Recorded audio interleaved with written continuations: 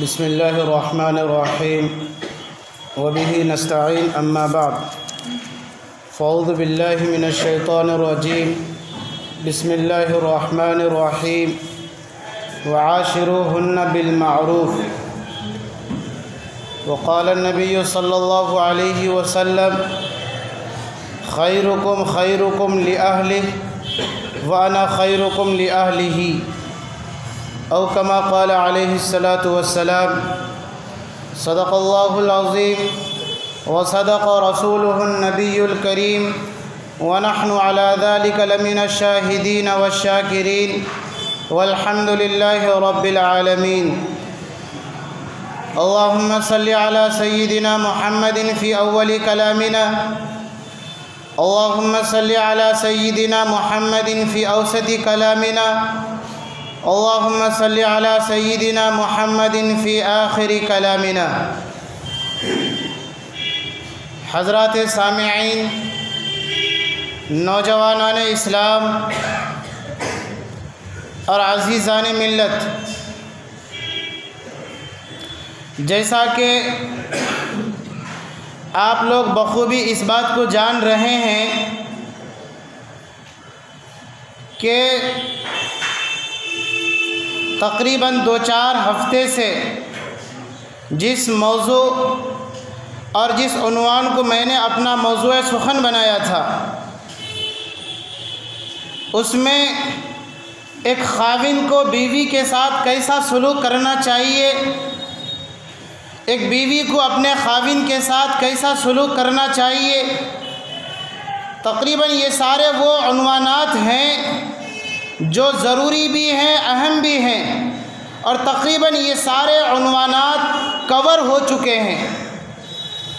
ہم اور آپ ان کہی سنی باتوں پر اگر عمل کر لیں تو پھر انشاءاللہ ہم اس دنیا میں رہتے ہوئے جنت کا مزہ اپنے گھر میں چکھ سکتے ہیں. عزیزان ملت، اس وقت پوری کائنات میں، پوری دنیا میں جو تمام انسانوں کو سب سے پہلے جو جس چیز کی تلاش ہے وہ سکون کی تلاش ہے، اطمینان کی تلاش ہے. چاہے وہ امیر ہو یا غریب، فقیر ہو یا مسکین، عالم ہو یا جاہل، ڈاکٹر ہو یا ماسٹر، یہ ضرور کہتا ہے کہ سکون کی زندگی میسر ہو جائے، اس کے لیے دعا فرما دیجئے. الحمدللہ کاروبار بڑا اچھا چلتا ہے، تجارت خوب چلتی ہے، کھیتی باڑی میں بہت زیادہ ترقی اور برکت ہے، لیکن ایک درخواست یہ ہے کہ اللہ اس کھیتی باڑی میں، اس تجارت میں، اس کاروبار میں، اس دکانداری میں برکت اور سکون دے دے. یہ دعا کر دے تو پتہ یہ چلا کہ ایک دنیا پر اگر آپ ایک تائرانہ نظر ڈالیں، یعنی اگر آپ سروے کریں ہر انسان کو، چاہے وہ مسلمان ہو یا نہ ہو، کسی بھی مذہب سے تعلق رکھنے والا ہو، وہ سکون کا ضرور متلاشی اور اس کا تلاش کرنے والا ہوتا ہے. عزیزان ملت، میں آج آپ کے سامنے اسی پرانے عنوان کو سامنے رکھتے ہوئے قرآن پاک کی روشنی کے ذریعے سے اور چند احادیث اور بزرگان دین کے واقعات کے ذریعے سے میں آپ کو آپ کے اس سوال کا جواب دینا چاہتا ہوں. سوال یہ ہے کہ میری زندگی میں، میرے گھر میں، میری اس حیات میں، دکانداری میں، کھیتی باڑی میں سکون کیسے آئے؟ یہ سوال ہے، بڑا سوال ہے اور ہونا بھی چاہیے. اس کا جواب قرآن پاک میں اللہ تبارک و تعالیٰ نے دیا ہے. آپ اٹھائیے 13واں پارہ، قرآن پاک میں ایک آیت ہے، اللہ تبارک و تعالیٰ ببانگ دوحل یہ اعلان فرماتے ہیں، الا بذکر اللہ تطمئن القلوب، کہ اے دنیا کے لوگوں، صرف مسلمان نہیں، اے دنیا کے لوگوں، اگر تم چاہتے ہو کہ اس دل کو سکون دو، اگر تم چاہتے ہو کہ اس دل کو اطمینان ملے تو سنو، بذکر اللہ تطمئن القلوب، اللہ کے ذکر میں دلوں کو اطمینان ملتا ہے.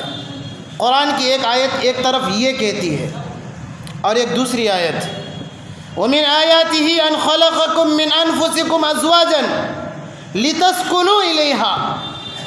اللہ نے 21ویں پارے میں فرمایا کہ میری علامتوں میں سے ایک علامت یہ ہے کہ میں نے تمہیں جوڑا جوڑا بنایا ہے، میں نے تم مردوں کے لیے بیویاں عطا کی ہے، لتسکنوا الیہا، تاکہ تم سکون حاصل کرو۔ آپ میری ان باتوں کو ان پوائنٹ پر نظر رکھیے گا کہ سکون کہاں کہاں ملتا ہے۔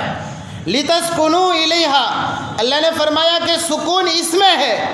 ایک دوسری آیت، فالق الاصباح وجعل اللیل سکنا، کہ اللہ تبارک و تعالیٰ نے رات کو سکون کی چیز بنایا ہے، رات کو سکون کی چیز بنایا ہے۔ میں آگے چل کے آپ کو بتلاؤں کہ ہمارے سماج میں، ہماری سوسائٹی میں اور ہمارے معاشرے میں رات کو کس چیز کے لیے ہم نے استعمال کیا ہے اور قرآن کیا کہتا ہے۔ 3 باتیں میں نے آپ کے سامنے رکھی ہے۔ الا بذکر اللہ تطمئن القلوب، اللہ کے دلوں سے، اللہ کے ذکر سے دلوں کو اطمینان ملتا ہے۔ دوسرا جواب، دوسرا راستہ، دوسرا پوائنٹ، لتسکنوا الیہا، میں نے تمہیں بیویاں دی ہیں تاکہ تم ان سے سکون حاصل کرو۔ قرآن پاک کا 7واں پارہ، فالق الاصباح وجعل اللیل سکنا، میں نے رات کو سکون کی چیز بنایا ہے۔ 3 چیزیں میں نے آپ کے سامنے رکھی ہے۔ ایک اور چیز، انسان جب گھر پہنچتا ہے تو پورے دن کا تھکا ہوا انسان، کاروبار سے تھکا ہوا انسان، اپنے گاہکوں سے ملنے کے بعد، ان کی کڑوی کسیلی باتیں سننے کے بعد، یا کہیں پر نوکری کرتا ہے تو وہاں اپنے سردار، اپنے حاکم کی کڑوی کسیلی سننے کے بعد جب وہ گھر جاتا ہے اور بیوی ایک بار صرف مسکرا کر دیکھ لے، وہ سارا ٹینشن ختم ہو جاتا ہے۔ تو پتہ یہ چلا کہ گھر بھی سکون کی چیز ہے۔ وَسَكَنْتُمْ فِي بُيُوتِكُمْ، تمہارا سکون تمہارے گھروں میں ہے۔ تو قرآن کے حوالے سے ہمیں ایک جواب ملا ہے۔ یہ پوری انسانیت کے لیے پیغام ہے۔ قرآن پاک صرف مسلمانوں کے لیے یا عالموں کے لیے یا تبلیغی جماعتوں کے لیے یا امیروں کے لیے نہیں، ھدی للناس، ساری انسانیت کی ہدایت کے لیے یہ قرآن ہے۔ یہ قرآن تمام انسانوں کو جواب دیتا ہے کہ دنیا کے لوگوں، تم دنیا میں طرح طرح کے ٹھوکریں کھاتے ہو، میری قوم کے لوگوں تم جہاں جاتے ہو وہاں پر تمہیں پستی اور ذلت کا سامنا کرنا پڑتا ہے، آؤ میں تمہیں سکون کی چیز بتاتا ہوں۔ قرآن نے یہ فارمولہ دیا ہے۔ تو پتہ یہ چلا کہ اللہ تبارک و تعالیٰ نے سکون کو 3 چیزوں میں بانٹ کے رکھا ہے۔ 33% سکون بیوی کے اندر، 33% سکون گھر کے اندر، 33% سکون رات کے اندر۔ لتسکنوا الیہا، بیویوں سے سکون ملے گا۔ وسکنتم فی بیوتکم، تمہارے گھروں میں تمہارا سکون ہے۔ وجعل اللیل سکنا، رات کو میں نے سکون کی چیز بنایا۔ تو یہ 3 چیزیں ہیں کہ جن کے اندر سکون ہے۔ تو ان 3 چیزوں کو اگر آپ پرسنٹیج کے اعتبار سے تقسیم کریں گے تو 33% آتے ہیں کم و بیش۔ اب اگر کوئی انسان ایسا ہے کہ خوشحالی کی زندگی گزارتا ہے، ماہانہ کمائی 1 لاکھ روپے ہے، لیکن وہ نوجوان شادی سے خالی ہے، اس کے پاس بیوی نہیں ہے، تو اس کے پاس 33% سکون نہیں ہے۔ چاہے کتنی بھی اس کے پاس آبادی پراپرٹی آ جائے، چاہے وہ کتنے جائیداد کا مالک کیوں نہ ہو جائے، سکون کا 33% وہ خالی ہے، اس کے پاس نہیں ہے۔ اور اگر وہ بیچارہ کماتا سب کچھ ہے لیکن بیچارے کے پاس گھر ہی نہیں ہے، تو 33% اور گھٹ گئے اس کے سکون میں سے۔ اور اگر اس کے پاس بیوی بھی ہے، گھر بھی ہے، لیکن رات کو وہ گھر آتا ہی نہیں ہے، کام کرتا ہے، نائٹ ڈیوٹی کرتا ہے، وہ بھی گیا سکون کا حصہ۔ اب دنیا کے انسان تلاش کرتے ہیں کہ سکون نہیں ملتا ہمیں، تو میرے قوم کی لوگوں، اللہ تبارک و تعالیٰ نے سکون کو ان 3 چیزوں میں بانٹ کے رکھا ہے۔ اب اگر کوئی شخص رات کو اہل خانہ کے ساتھ گھر میں اپنا وقت گزارتا ہے تو مکمل کامل سکون اسے میسر اور نصیب ہوتا ہے۔ اور اگر رات کو گھر میں وہ گزارتا ہے لیکن بیوی نہیں ہے، قرآن کے حوالے سے اس کے پاس سکون کا 33% نہیں ہے۔ یا اگر بیوی بھی ہے، گھر بھی ہے، لیکن وہ بیچارہ رات کے 1-2 بجے آتا ہے، تو اس کا مطلب سکون کا 33% اس طرف سے وہ بھی نہیں ہے اس کے پاس۔ تو قرآن نے اس سوال کا جواب دیا کہ اللہ تبارک و تعالیٰ نے سکون رکھا ہے ان 3 چیزوں کے اندر، اور ان 3 چیزوں میں اللہ کا ذکر بہرحال ہونا ہی چاہیے۔ الا بذکر اللہ تطمئن القلوب۔ تو اس سے پتہ یہ چلا کہ اللہ تبارک و تعالیٰ نے سکون کو ان چیزوں میں رکھا ہے۔ اب ان آیات کو سامنے رکھ کر کے اب ہم اپنی زندگی کا جائزہ لیں۔ میں نے آپ کے سامنے زوجین کے تعلق سے جو باتیں مجھے ضروری سمجھ میں آئی تھی میں نے رکھی تھی آپ کے سامنے، اور میں یہ امید بھی کرتا ہوں کہ شاید آپ کے لیے بھی، میرے لیے بھی، اور ساری انسانیت کے لیے وہ باتیں مفید اور کارآمد ضرور ثابت ہوئی ہوگی۔ لیکن آج میں آپ کو چند وہ باتیں بتلانا چاہتا ہوں کہ جس کی وجہ سے یہ پیارا اور مبارک رشتہ ٹوٹ جاتا ہے۔ ایک مسئلہ میں آپ کو بتلاؤں، اگر کوئی بندہ یہ کہتا ہے کہ انشاءاللہ میں نے اپنی اس زمین کو اللہ کے گھر کے لیے وقف کر دیا، انشاءاللہ اس نے کہا ہے، تو آپ دنیا کے مفتیان کرام کا دروازہ کھٹکھٹائیے، آپ کو یہ جواب ملے گا کہ جی ہاں، آپ نے جو انشاءاللہ کہہ کر کے یہ کہا کہ میں نے اپنے ان جائیداد کو، ان زمین کو اللہ کے لیے وقف کر دیا، وہ وقف ہو گئی، اب اس کے مالک آپ نہیں ہیں۔ لیکن اس کے برخلاف ایک اور مسئلہ، کوئی شخص یہ کہتا ہے کہ میں اپنی بیوی کو 1 طلاق 2 طلاق 3 طلاق دیتا ہوں، انشاءاللہ آپ پوری دنیا کے مفتیان کرام کے دروازہ کو کھٹکھٹائیے، آپ کو یہ جواب ملے گا کہ آپ کی بیوی کو طلاق نہیں ہوئی۔ حالانکہ جملہ دونوں جگہ بالکل سیم ہے۔ یہاں کا انشاءاللہ میں نے یہ گھر وقف کر دیا اللہ کے لیے، وقف ہو گیا، یہاں کہا کہ انشاءاللہ میں نے طلاق دے دی، طلاق واقع نہیں ہوئی۔ آخر ایسا کیوں ہے؟ اس کا جواب یہ دیا گیا ہے، اللہ یہ چاہتے ہیں کہ تم اپنی جائیداد کو، اپنی کمائی کو اللہ کے راستے میں وقف کرو، یہ اللہ چاہتے ہیں۔ انشاءاللہ کے معنی اگر اللہ چاہے، لیکن اس کے اپوزٹ، اس کے برعکس، اس کے برخلاف جب کوئی بندہ کہتا کہ انشاءاللہ میں اپنی بیوی کو طلاق دیتا ہوں، فوراً کہتا ہے انشاءاللہ، تو اس کی بیوی کو طلاق نہیں ہوئی۔ کیوں؟ اس لیے کہ اللہ نہیں چاہتا ہے کہ کسی گھر میں کوئی دراڑ، کوئی پھوٹ، کوئی جھگڑا ہو۔ تو اللہ تبارک و تعالیٰ کتنا بچانا چاہتے ہیں اس رشتے کو۔ لیکن سوال یہ ہے، اتنا پیارا رشتہ، اتنا مبارک رشتہ کہ انسان کی زندگی کی رشتے کی جو گاڑی ہے، شروع بھی یہیں سے ہوئی حضرت آدم سے، اور ختم بھی اسی رشتے پر ہونا ہے۔ جنت میں کوئی اپنے باپ کے ساتھ نہیں رہے گا، کوئی اپنے دوست کے ساتھ نہیں رہے گا، کوئی اپنے بھائی کے ساتھ نہیں رہے گا، کوئی اپنی بہن کے ساتھ نہیں رہے گا، بلکہ جنت میں اسی پہلے رشتے کے ساتھ، جو رشتہ اللہ نے جنت میں آدم حوا کا کرایا تھا، اسی رشتے کے ساتھ ہر انسان اپنی بیویوں کے ساتھ جنت میں رہے گا۔ اتنا مبارک پاک پوتر رشتہ ہے، لیکن اس مبارک پاک پوتر رشتے کو ہمارے والدین کس طرح سے خراب کرتے ہیں۔ ساس، اسی طریقے سے سسر صاحب، انہوں نے اس رشتے کو کتنا بگاڑا۔ ایک بات یاد رکھیں، میں ہرگز اس کا مخالف نہیں ہوں کہ مکمل غلطی ساس کی ہے، مکمل غلطی سسر صاحب کی نہیں، غلطیاں دونوں طرف سے آپ کے سامنے باتیں آ رہی ہے۔ سب سے بڑا مسئلہ یہ ہے کہ کوئی یہ نہیں چاہتا ہے یہ پاک، صاف، خوبصورت، محبت بھرا رشتہ ٹوٹ جائے، کوئی نہیں چاہتا ہے۔ باپ نے شادی دلایا ہی اسی لیے اپنے بیٹے کو تاکہ یہ سکون کی زندگی گزار لے۔ اب ان کی عیش موج کی زندگی ختم، اب ان کے بچوں کی زندگی آئی ہے، اب ان کا زمانہ ہے، تو باپ نے شادی دلایا ہی تھا اسی لیے، ماں نے اپنے بیٹے کے لیے دلہن تلاش اس لیے کی تھی تاکہ میرا بیٹا سکون سے اپنی زندگی گزارے۔ لیکن مسئلہ یہ ہے کہ شادی ہونے کے بعد 1 مہینہ کے بعد، 2 مہینہ کے بعد، 1 سال بعد، 2 سال کے بعد اتنا خطرناک، اور یہ رشتہ اتنے خطرناک موڑ پہ چلا جاتا ہے کہ ساس اپنی بہو کو برداشت نہیں کر سکتی ہے، اور ادھر بیٹا بیچارہ دونوں طرف سے کچلا جاتا ہے۔ یہ کیسے نمٹا جائے گا؟ یہ پرابلم کیسے سولو ہوگا؟ تو سب سے پہلے میں آپ کو یہ بتلاؤں آخر ایسا ہوا کیوں، یہ وجہ پیدا کیوں ہوئی؟ تو ان کی چند وجوہات ہیں کہ جس کی وجہ سے ایسا ہوا ہے۔ ایک وجہ میں آپ کو یہ بتلاؤں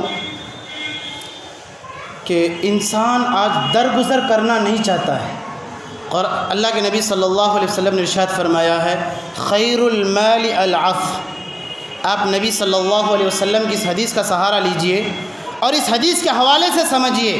آپ نبی کی اس حدیث سے سوال یہ کیجئے کہ آپ یہ بتائیے کہ دنیا کا سب سے بڑا مالدار، سب سے زیادہ دولت مند کون ہے، بہترین دولت مند کون ہے؟ پیارے آقا سرکار دو عالم صلی اللہ علیہ وسلم نے ارشاد فرمایا خیر المال العفو، بہترین دولت، بہترین سرمایہ معاف کرنا ہے۔ اب اگر ہمارا دوست ہمیں کچھ کہہ دے یا ہمارا دشمن ہمیں کچھ کہہ دے، بہت ممکن ہے کہ ہم اسے معاف کر دیتے ہیں، لیکن ایک طرف ایک نئی نویلی دلہن 18 سال کی ہوتی ہے، 20 سال کی ہوتی ہے، 25 سال کی ہوتی ہے، اور ایک دوسری طرف ماں کی شکل میں 30 سال، 40 سال، 60 سال کی عمر کی ایک ماں ہوتی ہے، جو ماں اب تک اپنے بیٹے کے لیے ایک درد کو برداشت نہیں کر سکتی تھی، شادی کے بعد اس کے رگ رگ میں نفرت کیوں پیدا ہوئی؟ ایک وجہ یہ ہے کہ درگزر کرنے کا معاملہ ختم ہو گیا، معاف کرنے کا معاملہ ختم ہو گیا۔ وہی ماں اگر اس کی اپنی بیٹی کوئی غلطی کر لے، گناہ کبیرہ کا ارتکاب کر لے، تو وہ چھپاتی پھرتی ہے کہ کہیں میری ناک کٹ نہ جائے، کہیں مجھ پر یہ دھبا نہ آ جائے، کہیں مجھ پر یہ الزام نہ آ جائے کہ فلاں کے بیٹی نے ایسا کیا۔ لیکن اس کے برخلاف اس کی بہو چھوٹی سی کوئی غلطی کر لے، نمک زیادہ ہو جائے یا صبح کو دیر سے اٹھے، تو ایسی لعن طعن ہوتی ہے اور اتنی اس کی شکایتیں ہوتی ہے کہ لگتا نہیں ہے کہ یہ ماں یا ساس ہے، دشمن معلوم ہوتی ہے۔ تو درگزر ہم نے نہیں کیا۔ جس کی ایک طرف بیٹی ہے، چھپا رہے ہیں اس کے عیب کو، اچھی بات ہے، چھپانا چاہیے، لیکن ایک دوسری طرف بیٹا، کوئی دوسری بیوی نہیں، اپنے بیٹے کی بیوی ہے، وہاں ہم عیب کو نہیں چھپاتے ہیں، وہاں ہم درگزر نہیں کرتے ہیں، جس کی وجہ سے یہ نتیجہ جھگڑے کو پہنچ جاتا ہے۔ ایک وجہ یہ، اچھا درگزر کرنا صرف ادھر سے نہیں، درگزر کرنا یہاں سے بھی ہونا چاہیے۔ اگر خدا نہ خواستہ اس بہو کو اگر اس کی اپنی ماں ایک تھپڑ مار دے تو وہ بیٹی برداشت کر لیتی ہے، لیکن اگر تھوڑی سی تنقید ساس کر دے تو یہ برداشت نہیں کرتی ہے۔ تو درگزر دونوں طرف سے نہیں ہے، جس کی وجہ سے نتیجہ یہ پاک مبارک رشتہ طلاق میں جا کر کے ختم ہوتا ہے۔ تو درگزر دونوں طرف سے ہونی چاہیے، ایک وجہ۔ دوسری وجہ ہے ضد۔ انسان جب ضد میں آ جاتا ہے تو اسے ہر اچھی چیز بری لگنے لگتی ہے۔ وہ ساری چیزیں جو خراب ہیں، غلط ہیں، اگر وہ صحیح سمجھے تو دنیا میں کوئی انسان ایسا نہیں ہے جو اسے یہ ثابت کر دے کہ یہ غلط ہے۔ ضد، جب انسان ضد پہ آ جائے تو وہ کسی کی نہیں سنتا ہے۔ ایک وجہ یہ بھی ہے، انسان ادھر بھی نظر رکھے۔ ایک اور وجہ میں بتلاؤں، افہام و تفہیم کی ضرورت ہے، سمجھنا سمجھانا یہ بیٹے کی ذمہ داری ہے۔ قرآن پاک میں اللہ نے فرمایا ہن لباس لکم وانتم لباس لہن، کہ دنیا کے لوگوں تم اپنی بیویوں کے لیے لباس ہو اور عورتوں تم اپنے مردوں کے لیے لباس ہو۔ یہاں پر رک کر میں آپ کو ایک اور بات بتلا دوں، قرآن میں اللہ تبارک و تعالیٰ نے فرمایا کہ میاں بیوی یہ دونوں اپنے آپس میں لباس ہیں، اور قرآن میں رات کے بارے میں فرماتے ہیں اللہ تبارک و تعالیٰ وَجَعَلْنَا اللَّيْلَ لِبَاسًا، کہ ہم نے رات کو لباس بنایا، وَجَعَلْنَا النَّهَارَ مَعَاشًا، اور ہم نے دن کو کام کرنے کی چیز بنایا ہے۔ رات کو اللہ لباس کہہ رہے ہیں وَجَعَلْنَا اللَّيْلَ لِبَاسًا، 30واں پارہ قرآن کا سورہ نبا، ہم نے رات کو لباس بنایا۔ ادھر بیوی کی بات آتی ہے تو اللہ کہتے ہیں ہن لباس لکم وانتم لباس لہن۔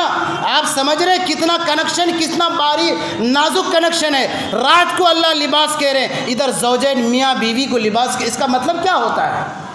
اب ہمارا نوجوان رات کو آتا ہے 10 بجے دکان بند کر کے، فیس بک میں، واٹس ایپ میں، انسٹا پروگرام ہے، ٹویٹر ہے، نہ جانے کیا کیا ہے، بیچاری انتظار کرتے کرتے تھک جاتی ہے۔ دن بھر آپ کے بچوں کی خدمت کی ہے، آپ کے لیے کھانا بنائی تھی اس نے، جب آپ آئے تو آپ ماشاءاللہ واٹس ایپ میں، فیس بک میں اور شیخ گوگل کے پاس چلے جاتے ہیں، وہاں سے نہ جانے کیسے کیسے علم حاصل کرتے ہیں، جس کی وجہ سے وَجَعَلْنَا اللَّيْلَ لِبَاسًا ہن لباس لکم، رات لباس ہے اور بیویاں لباس ہیں۔ بھائی لباس انسان کے قریب ہوتا ہے کہ 2 کلومیٹر کی دوری پہ ہوتا ہے؟ آپ دیکھ رہے ہیں میں جو یہ لباس پہنا ہوا ہوں، کیا یہ لباس میرے گھر میں یا مجھ سے چپکا ہوا ہے؟ تو قرآن تو اس طرح سے چیخ چیخ کے کہہ رہا ہے کہ رات کو میں نے لباس بنایا، بیویوں کو میں نے تمہارے لیے لباس بنایا۔ اب ہمارا حال یہ ہے کہ لباس سے ہم اتنی دور رہتے ہیں، یہ جو ہمارے ہاتھ میں ایک ڈبہ موبائل ہے اس سے اتنا چپکے ہوئے رہتے ہیں جس کی وجہ سے نتیجہ طلاق تک آتی۔ ابھی 2-4 دن پہلے ہمارے پاس ایک مسئلہ آیا، کہنے لگے کہ حضرت ہم نے ایسا کہہ دیا ہے، فون میں ایسا ہوا، فون میں بزی ہو گئے، اب کیا کریں؟ ہم اب کچھ نہیں کرے، جائیے اللہ سے معافی مانگیے اور ان کو جا کے منائیے، اپنے ساس سسر کو منائیے۔ یہ نتیجہ آتا ہے، کیوں؟ اس لیے کہ اللہ نے رات کو لباس بنایا، لباس چپکا کے رکھنے کا ہے، آپ اس کو الگ رکھتے ہیں۔ بہرحال یہ بات الگ تھی۔ میں یہ کہہ رہا تھا افہام و تفہیم، یہ شوہر کی ذمہ داری، بیٹے کی ذمہ داری ہے۔ بات ماں کی بھی سنے گا، بات بیوی کی بھی سنے گا، ماں کو الگ سمجھائے گا، بیوی کو الگ سمجھائے گا۔ ماں سے کہے گا امی جان آپ کے قدموں تلے میری جنت ہے، میں آپ کی قدر کرتا ہوں، میں آپ کے ہر حکم کو اپنی آنکھوں پر رکھتا ہوں۔ امی جان آپ نے جو کچھ کہا ہے میں نے اسے مان لیا ہے، میں ضرور اپنی بیوی کو سمجھاؤں گا، ضرور میں اپنی بیوی کو اس کے لیے آمادہ کروں گا کہ وہ آپ کی خدمت کریں۔ پھر آپ بیوی کے پاس جائے اور ان سے یہ کہے کہ محترمہ آپ میری رانی ہیں، آپ کے لیے میں نے دن رات ایک کر کے کمایا تھا۔ ایک بات سنو، یہ جو میری ماں ہے اس کے قدموں تلے جنت ہے، کہیں تم اپنی محبت میں آ کر کے ایسا مجھے مجبور نہ کر دینا کہ کہیں میں اپنی اس جنت کو، جس جنت میں تجھے بھی مجھے بھی رہنا ہے، تباہ نہ کر دوں۔ افہام و تفہیم ہے، یہ کام شوہر کا ہے، افہام و تفہیم نہیں ہوتا ہے۔ اچھا کیوں نہیں ہوتا افہام و تفہیم؟ اس وجہ سے کہ دینی تعلیم ہے ہی نہیں، وہ جانتا ہی نہیں کہ شوہر کا کیا حق ہوتا ہے، اسے پتہ ہی نہیں کہ ماں کا کیا حق ہوتا ہے، اسے پتہ ہی نہیں کہ بیوی کا حق کیا ہوتا ہے، اسے یہ پتہ ہی نہیں ہے کہ ساس سسر کا آپس میں کیسا رشتہ ہونا چاہیے۔ ایک افسوس کی بات میں آپ کو بتلاؤں، ہمارے سماج میں، ہماری سوسائٹی میں یہ سمجھا جاتا ہے کہ جب کوئی نئی نویلی دلہن آئے، میں نے اپنی کانوں سے یہ سنا، اپنے رشتہ داروں میں اس واقعے کو دیکھا ہے کہ یہ کہا جاتا ہے نئی نویلی دلہن سے کہ جاؤ ہمارے ابا کے پاؤں دباؤ، جاؤ ہمارے امی کی پاؤں دباؤ، یعنی ساس سسر کی۔ اللہ کے بندے، آپ نے اپنی ماں کے چھاتی کو نوچ نوچ کے دودھ پیا تھا، آپ کی بیوی نہیں پی تھی، خدمت آپ کے ذمہ ہے، آپ کی جنت آپ کے ماں کے قدموں تلے ہے، آپ کی بیوی کی جنت آپ کے ماں کے قدموں تلے نہیں ہے۔ دینی تعلیم ہے ہی نہیں تو وہ کہاں سے ہوگا؟ اس لیے میں نے کہا تھا یہ گزشتہ جمعہ میں، حضرت مولانا اشرف علی صاحب باقوی رحمۃ اللہ علیہ، انہوں نے ایک نعت بنائی ہے، اور نعت کا ایک مصرع یہ ہے کہ جس کو دنیا علم کہتی ہے وہ جہل محض، جس کو دنیا علم کہتی ہے وہ جہل محض، علم تو ہے آپ کے ارشاد فرمانے کا نام۔ ڈاکٹر صاحب ہے، ماسٹر صاحب ہے، انجینئر صاحب ہے، ہم آپ کے ان عہدوں کی قدر کرتے ہیں، آپ کے ان عہدوں کو میں سلام کرتا ہوں، لیکن آپ اس خام خیالی میں نہ رہیں، آپ عالم نہیں ہیں، آپ کے پاس علم نہیں ہے، آپ کے پاس ہنر ہے، آپ کے پاس کمانے کی دولت ہے، آپ کے پاس کمانے کا ایک ذریعہ ہے، آپ عالم نہیں ہیں۔ علم تو وہ ہے جس کو آپ صلی اللہ علیہ وسلم نے ارشاد فرمایا اور جس نے اپنے سینے میں نبی کے ان ارشادات کو محفوظ کیا، وہ ہے عالم۔ کیا صرف یہ عالموں کی ذمہ داری ہے کہ وہ لوگوں کو دین کے راستے کی طرف بلائیں؟ کیا ڈاکٹر صاحب کی ذمہ داری اتنی ہے کہ وہ ایک کاغذ میں پرچی لکھ کر کے 300 روپے لے لے، بس اتنی ذمہ داری؟ کلکم راع وکلکم مسئول عن رعیتہ، ہر کسی کی ذمہ داری ہے، ہر کسی سے اللہ پوچھیں گے کہ تمہاری نگرانی میں اتنے افراد تھے، تم نے دین کی بات پہنچایا کہ نہیں پہنچایا؟ تمہاری نگرانی میں تمہارا بیٹا تھا، ڈاکٹر صاحب اپنے بیٹے کو ڈاکٹر بنائیں، کیا کبھی آپ نے یہ بتایا کہ تم جو ایک نئی نویلی دلہن لا رہی ہو اس کے یہ حقوق ہوتے ہیں، ان کے ان حقوق کی رعایت کرنا آپ نے بتایا کبھی؟ یہ کون بتائے گا؟ یہ دینی تعلیم نہ ہونے کی وجہ سے یہ مبارک پاک خوبصورت رشتہ طلاق میں جا کر کے ختم ہو جاتا ہے، پھر دنیا والے کو یہ اعتراض کرنے کا موقع ملتا ہے اسلام کتنا گھٹیا دھرم ہے کہ جب تک من کیا بیوی بنا کے رکھا، جب من بھر گیا 3 طلاق دے کر کے واٹس ایپ میں میسج کیا کہ تم کو 3 طلاق، اس کی زندگی تباہ و برباد ہو گئی۔ اب اس کا ذمہ دار کون ہوگا؟ یہ چند وہ چیزیں ہیں کہ جس کی وجہ سے غیروں کو اعتراض کرنے کا موقع ملا۔ عنوان بالکل ناقص رہ گیا ہے، انشاءاللہ آئندہ ہفتہ اسی عنوان کے ساتھ میں آپ لوگوں کی خدمت میں حاضر ہوں گا۔ دعا کرے گا اللہ تبارک و تعالیٰ مجھے بھی آپ کو بھی اس رشتے کی قدر کرنے کی، بچانے کی توفیق نصیب فرمائے۔ اللہ تبارک و تعالیٰ ہمیں ان کہی سنی باتوں پر عمل کرنے کی توفیق عطا فرمائے۔ ایک اہم اور